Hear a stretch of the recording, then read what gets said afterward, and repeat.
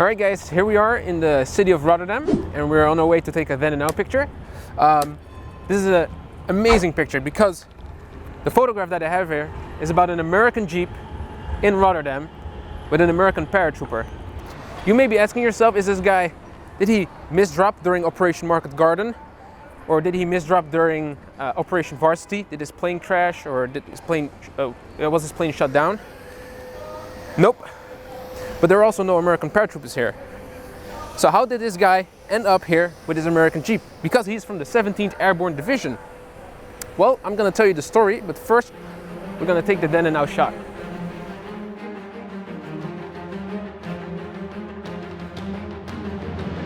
The end of World War II in Europe was a very special moment for many civilians who lived under German occupation for 5 years. In this video, we will visit several places in the Netherlands that are linked to a very special story. The Netherlands was officially liberated on May 5th, 1945, and each year the country celebrates Liberation Day on this date. But even though the Netherlands was liberated on May 5th, it wasn't until several days later that Canadian troops arrived to occupy the cities that hadn't been liberated before. A young Dutchman, Adrie van Velzen, part of the Dutch resistance, was captured by the Germans during their biggest roundup actions in the Netherlands of World War II.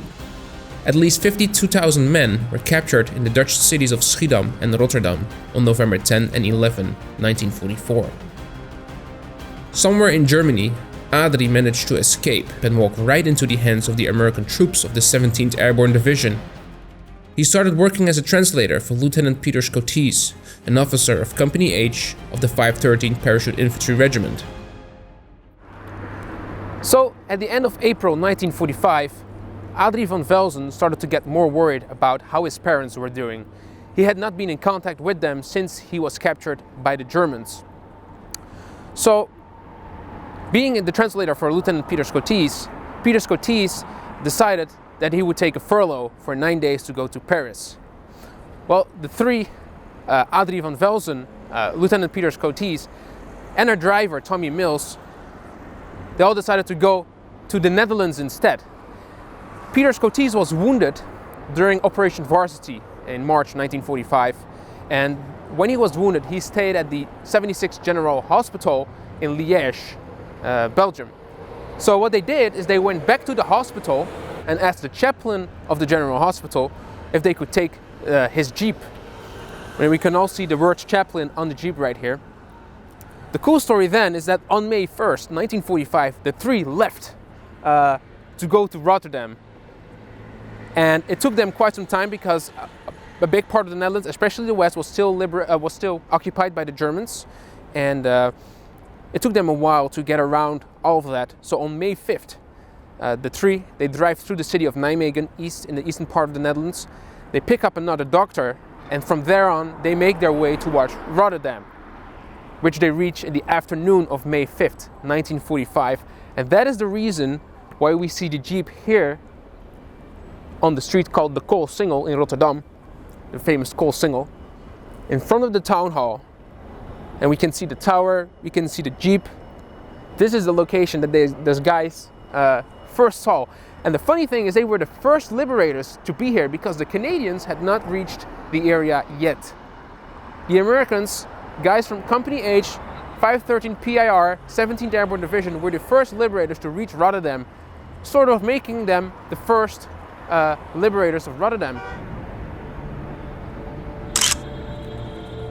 We continue our journey in the tracks of the American Jeep to the city of Den Haag, also known as The Hague, where the group went to bring back the doctor, Hans van Zwaay, on May 7, 1945. Hans, who can be seen wearing his Red Cross beret, had not been in contact with his parents since Operation Market Garden. On their way, they passed through my hometown, Schiedam, where another photograph was taken of the Jeep. Close to the home of the parents of Hans, more pictures were taken. It is incredible how much evidence there is of the presence of the American Jeep to back up this story. So, on their way to The Hague, Den Haag, the guys in the Jeep come across a resistance group from the Westland area in the Netherlands. And Basically, the resistance group has 3 airmen with them. They were part of a B-24 bomber aircraft. They were shot down on September 26, 1944. And the 3 airmen, Walter Kasevich, Malcolm Edwardson, and Marvin Charwood, they were with the resistance group, and they were on their way to the coastal town of Scheveningen, not far from here. In Scheveningen, there was the Oranje Hotel, the Orange Hotel, a prison facility where a lot of Dutch resistance members were being held captive before, before most of them were killed and shot in the dunes. My great uncle was one of them who was shot there in the dunes by the Germans. But they wanted to liberate, the group wanted to liberate the resistance leader, Piet Doelman, the resistance leader of the Westland resistance group. So Malcolm Edwardson, Walter Kasevich, and Marvin Charwood, they ask Peter Scotese and the other guys in the jeep who are still with them if they want to come with them to go to Scheveningen to raid the prison facility. They accept, but they first decide to take a stop here at the house of the parents of Hans van Zwaay, the doctor. And we have several photographs of that, including one where we can see the jeep coming from the road here, turning into on this road, and then turning into this street light right here where they park to take a brief rest, because this I believe this is where the parents of Hans van Zwaay, the doctor, is living. But there's several photographs that are taken here, and I think it's so amazing that they stop here, and that there's another, that just again there's evidence of what happened.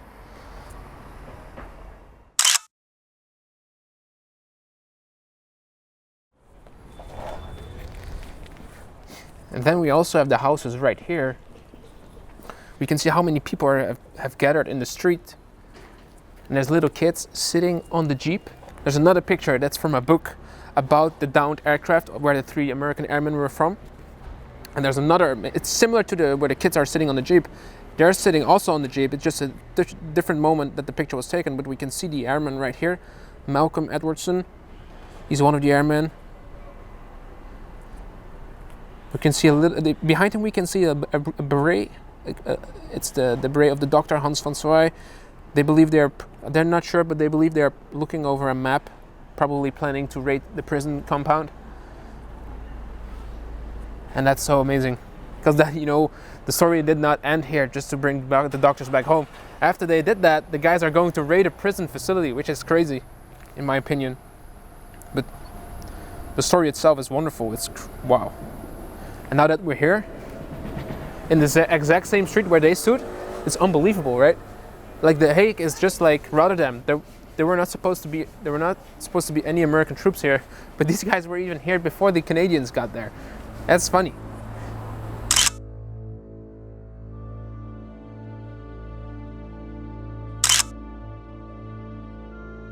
After the stop in The Hague, the whole group continued to the prison compound. Even though it was May 7, the Germans were still controlling the building. The group of Peter Scotese and the resistance group with the American aircrew managed to bluff their way inside the prison by saying they were the vanguard of the Allied army. It was a daring action because the Germans did not really trust the situation, and the German commander, the commandant, wanted to shoot them. Their bluff succeeded. Uncle Piet was liberated, and he also took the car of the German commandant. Unfortunately, it is impossible for us to visit the prison compound today. The group that raided the prison drove to the city of Vlaardingen to bring back Uncle Piet. They all took part in the town's liberation parade the next day.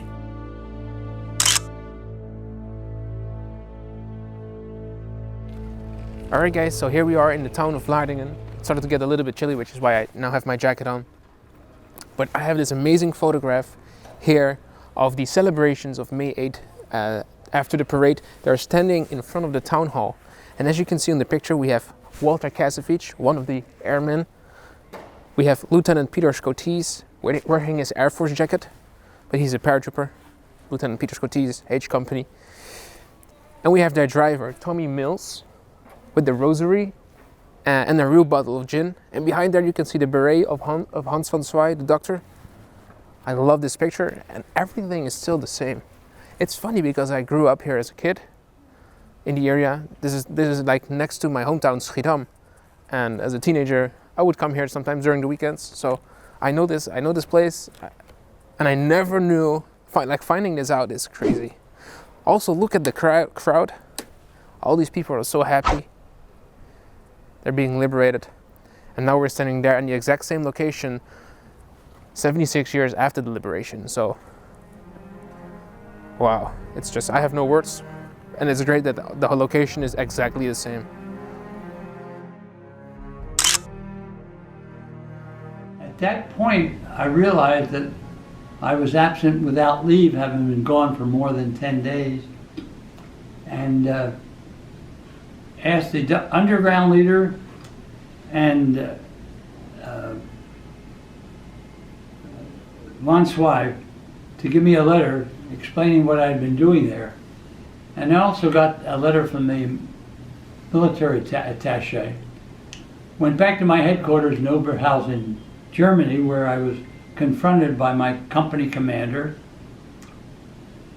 who arose from the table and said, "Lieutenant, where have you been for the last 10 days?" He said, "You know you've been AWOL."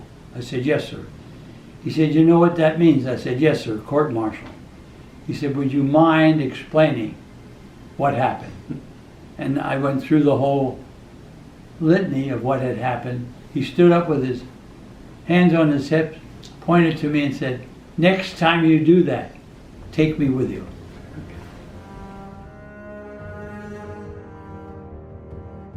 Lieutenant Peter Scotese, driver Tommy Mills and their translator Adrie van Velzen returned back to their unit in Oberhausen, Germany. After the war, Peter and his Dutch translator, Adrie, stayed in contact through letters, but after a while, it watered down. Adrie passed away in 1985, but Peter Scotese is still alive and kicking at the age of 101. He just had his birthday. If you enjoyed this video, please click the like button, subscribe to our channel and follow us on all social media platforms for more interesting World War II stuff. If you would like to support the channel even more, consider becoming an official member. You can find more information about that in the description below. Thank you for watching. May we never forget.